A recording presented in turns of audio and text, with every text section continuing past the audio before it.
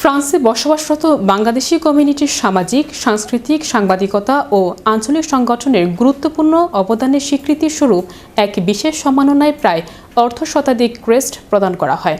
Bangladesh association France কর্তৃক আয়োজিত 17 মে রবিবার প্যারিস 18 একটি অভিজাত হল রুমে সন্ধ্যা 6 ঘটিকায় এক সংবর্ধনা ও সম্মাননা অনুষ্ঠানের আয়োজন করা হয়। প্রবাসী বাংলাদেশিদের প্রাণবন্ত উপস্থিতিতে অনুষ্ঠানটি এক মিলন মেলায় পরিণত হয়।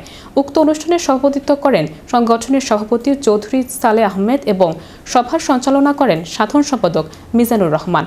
অনুষ্ঠানের শুরুতে পবিত্র কোরআন তেলাওয়াত ও ভিন্ন ধর্মাবলম্বীদের ধর্মীয় বাণী পাঠ এবং জাতীয় সঙ্গীত পরিবেশনের মাধ্যমে আনুষ্ঠানিক কার্যক্রম শুরু হয়। অনুষ্ঠানে প্রধান অতিথি হিসেবে উপস্থিত ছিলেন মেরি দ্য ওভারভিয়েলের মেয়র সুফিয়ান কারমি।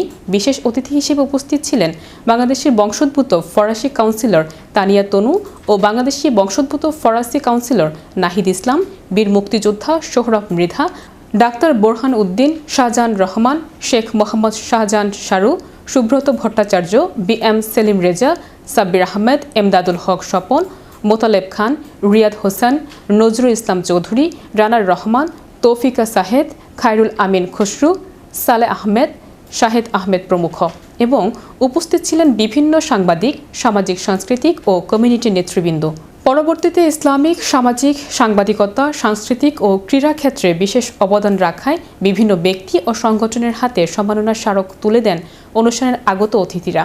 প্রবাসী সমাজে দীর্ঘদিন ধরে সামাজিক ও সাংস্কৃতিক কার্যক্রম পরিচালনার মাধ্যমে সংগঠনটি যে ইতিবাচক ভূমিকা রেখে চলছে, বক্তারা তা বিশেষভাবে তুলে ধরেন। এই অনুষ্ঠানে প্যারিস বসবাসরত সাংবাদিক, সামাজিক, রাজনৈতিক, সাংস্কৃতিক ও ক্রীড়াঙ্গনে বিশেষ ব্যক্তিবর্গ সহ বিপুল সংখ্যক প্রবাসী বাংলাদেশি অংশ নেন।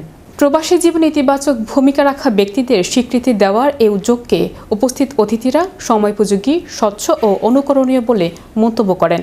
অনুষ্ঠানের সভাপতি চৌধুরী সালেহ আহমেদ এক সমাপনী বক্তব্যের মাধ্যমে উপস্থিত সকল অতিথি ও সংবর্ধিত নেতৃবৃন্দ এবং শুভান্নদায়ীদের প্রতি কৃতজ্ঞতা জ্ঞাপন করেন এবং সকলের প্রতি শুভেচ্ছা ও অভিনন্দন জানিয়ে অনুষ্ঠানের সমাপ্তি ঘোষণা করেন।